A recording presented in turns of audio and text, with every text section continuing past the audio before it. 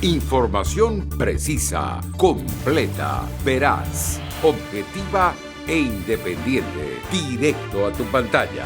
Radio Caracas Radio presenta Voz de América. Los detalles oficiales sobre el proceso de inmunización contra el COVID-19 en Venezuela siguen siendo escasos y el panorama continúa generando preocupación en la población que enfrenta una emergencia humanitaria compleja agravada por la pandemia. No hay precisión sobre el número de personas que han sido inmunizadas con alguna de las 880.000 vacunas que han llegado al país, una información que, de acuerdo a Alejandro Crespo, presidente de la Sociedad Venezolana de Pediatría Filial Aragua, debería ser divulgada al menos semanalmente y sostiene que es necesario agilizar el proceso de vacunación. Si seguimos un ritmo de 15.200 dosis de vacunas administradas al día, pues necesitaríamos más o menos 7 años para administrar 2 dosis de vacuna al 70% de los adultos de Venezuela, sin contar a los niños que en algunos lugares del mundo ya se están vacunando. El fin de semana, el ministro de Salud, Carlos Alvarado, aseguró que esperan que entre julio y agosto lleguen las vacunas del mecanismo COVAX a Venezuela. Previamente, el presidente Nicolás Maduro anunció que su gobierno completó el pago del monto adeudado al mecanismo COVAX para adquirir unas 11 millones de vacunas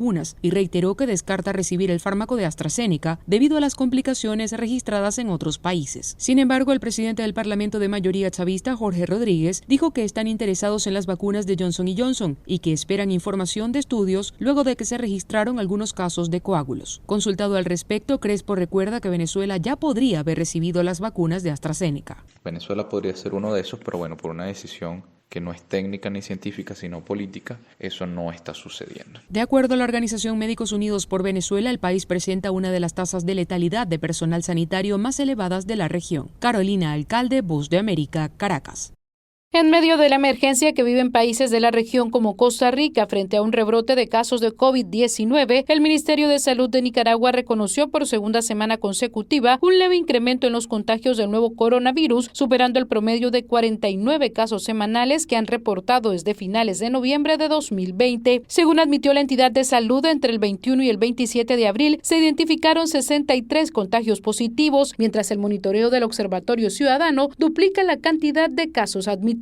Según estos datos recogidos de forma independiente entre el 1 y el 27 de abril, se han registrado 453 infecciones y 33 muertes de personas con síntomas de COVID-19 y expertos como el epidemiólogo Álvaro Ramírez advierten sobre un escenario peor al registrado durante los inicios de la pandemia en el 2020. Hay mayor circulación comunitaria del virus.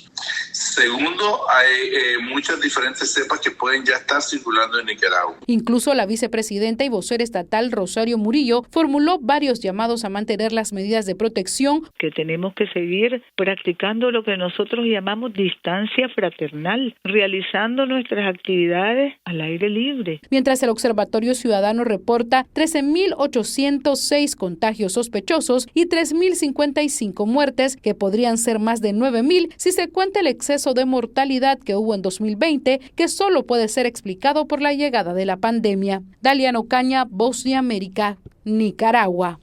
El alcalde de Quito, Jorge Yunda, está en la cuerda floja. La Fiscalía solicitó prisión preventiva en la investigación por peculado que se sigue en su contra por el uso de más de $4.200.000 en la compra de 100.000 pruebas PCR para detectar el COVID-19 que no cumplen con las especificaciones y dieron falsos negativos.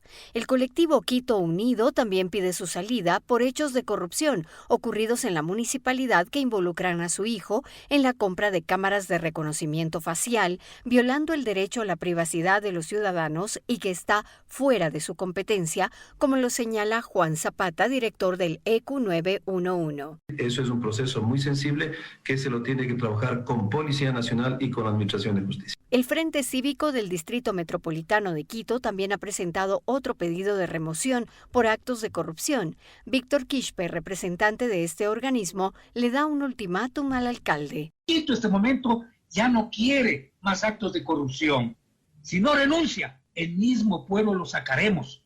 El vicealcalde Santiago Guarderas señala que ha pedido a la Contraloría y la Fiscalía que investigue otros casos. Esas irregularidades podrían llevar al cometimiento o al presunto cometimiento de un delito. A la espera de los resultados de estos pedidos, el alcalde Yunda se ha dedicado a recorrer los barrios de la capital para inaugurar obras. Giselle Jacome, Voz de América, Quito. Como muchos otros ciudadanos británicos, Jonathan y Beverly empezaron a venir a España de vacaciones. Luego se compraron una casa y pasaron más tiempo en España que en Gran Bretaña. Finalmente decidieron jubilarse anticipadamente y vivir en España de forma permanente. Y debido al Brexit solicitaron la residencia en España, como relatan ambos. Obviamente, tomamos la decisión después de la votación del Brexit. No se sabía qué iba a pasar. Pero nosotros ya no queríamos estar en Reino Unido, porque esa era la peor decisión que un país podría haber tomado nunca. Ahora es mucho más difícil para los británicos venir a vivir a los Estados miembros de la Unión Europea, y estas dificultades parecen tener un impacto. Ahora muchos británicos se marchan de España tras el Brexit. Nelson de Arocas, agente inmobiliario, tiene en venta casas de británicos que dejan España. A ver, está afectando, está claro, porque la forma que funcionaba antes, que era de venir aquí con sus jubilaciones y vivir aquí siendo europeos, está cambiando. Va a ser más difícil. Hay gente que se está volviendo a Inglaterra, a Reino Unido. Pero incluso para aquellos que tenían una segunda casa en España también hay problemas, porque la visa turística es de 90 días. Los británicos que no han pedido la residencia pierden el derecho a los servicios de salud pública y deberán pagar por sanidad privada, y también quedan fuera de las campañas nacionales de vacunación. A partir de ahora, solo los británicos que puedan obtener una visa de residente podrán disfrutar de la jubilación en España. Alfonso Beato, Voz de América, Sitges, España. Una alta deserción escolar es la que se está presentando en los niños venezolanos que se encuentran en los refugios en Arauquita, municipio del departamento de Arauca, en Colombia. Dialogamos con el secretario de Salud del municipio, Francisco Daza, quien nos cuenta la situación de los pequeños en estos albergues. Son aproximadamente 1.240 niños que tuvieron que sufrir, digamos, este flagelo o esta alteración de su cotidianidad. Tenemos un agravante, pues, es que básicamente el 20-30% estudiaban en Colombia, como un 40% estudiaban allá en Venezuela, y tenemos casi un 30% de niños que no estaban estudiando, quienes estaban desescolarizados.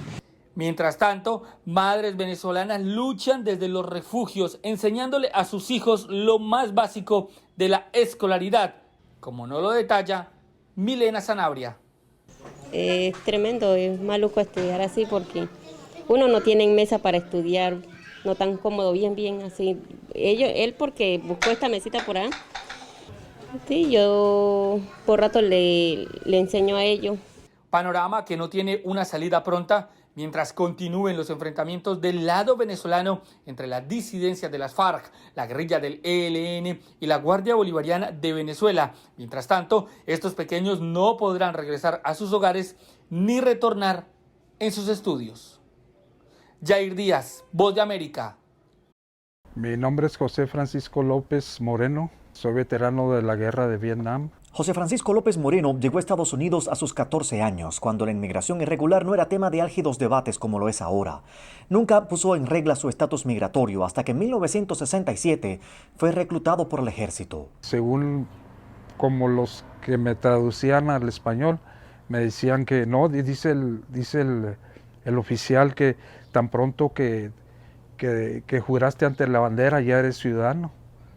Y yo pensé que era ciudadano todos estos años, pero no fue así. Asegura que la realidad lo tomó por sorpresa casi 40 años después, al recibir una orden de deportación luego de cumplir una condena de 9 años de cárcel por posesión de drogas. Al cabo de un tiempo se dio cuenta que su caso no era único y fue así como nació El Bunker en Ciudad Juárez, para dar albergue a los veteranos recién deportados. Según la Oficina de Rendición de Cuentas del gobierno estadounidense, solo entre 2013 y 2018, 250 veteranos fueron expulsados de Estados Unidos. Expusimos nuestras vidas por un país que no es de nosotros, pero creíamos que era de nosotros. Y todo lo que pedimos es que nos regresen. Actualmente existen 2 proyectos de ley en la Cámara de Representantes, uno que evitaría la deportación de excombatientes y otro que ordena la revisión de las deportaciones realizadas a partir de 1996. En El Paso, Texas, Arnaldo Rojas, Voz de América. Para venirme acá tuve que dejar empeñada mi propiedad. Me estaban cobrando $20,000. Relató el guatemalteco de 39 años, Ronaldo Cetino Galicia, desde el refugio para inmigrantes Casa Alitas en Tucson, Arizona, tras haber pagado a los llamados coyotes para llegar a Estados Unidos de manera irregular. Me metieron a un baúl donde no hay respiración. Dicen que todos los que meten ahí ya no salen vivos. La patrulla fronteriza describe esta actividad ilegal como un negocio multimillonario de tráfico de personas. La desinformación es la materia prima de los grupos al margen de la ley que lo promueven. Los dejan abandonados, los roban, desafortunadamente violan a jovencitas, a menores. Historias de horror como la que vivió una pareja de inmigrantes indígenas, según relató Sue Shelton, ranchera de Arizona. Ella era la única mujer, venía con su esposo, pero eran 18 en el grupo y cada noche el jefe del grupo sacaba su navaja y lo hacía mirar mientras todo el grupo violaba a esa mujer. Para aquellos que apoyan la inmigración y para quienes se oponen,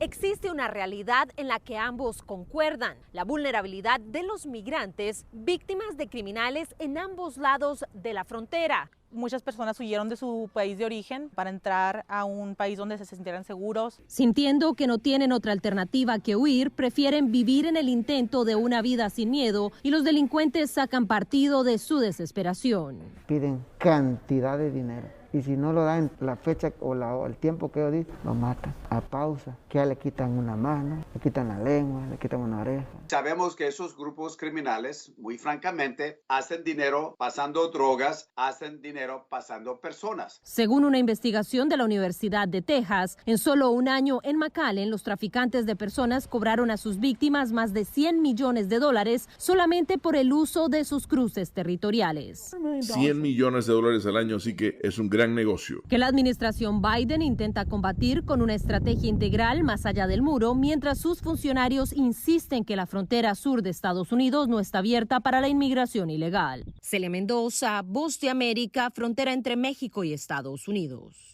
El senador republicano por Carolina del Sur, el afroestadounidense Tim Scott, se refirió a la fortaleza de los ciudadanos en un inédito periodo de crisis, criticó la respuesta a la situación de los migrantes en la frontera y lamentó la división que se percibe entre los estadounidenses, todo contenido en la respuesta republicana al primer discurso del presidente Joe Biden en una sesión conjunta del Congreso el miércoles por la noche, un evento notablemente reducido por la pandemia del COVID-19. El senador Scott calificó la situación en la frontera con México como una crisis. Debilitar nuestra frontera sur y crear una crisis no es compasión. Scott es el único senador afroestadounidense republicano y en medio de la tensión racial que atraviesa el país a raíz de los casos de violencia policial contra ciudadanos de color, responsabilizó al presidente Biden de utilizar el dolor de la comunidad afroestadounidense para su conveniencia política.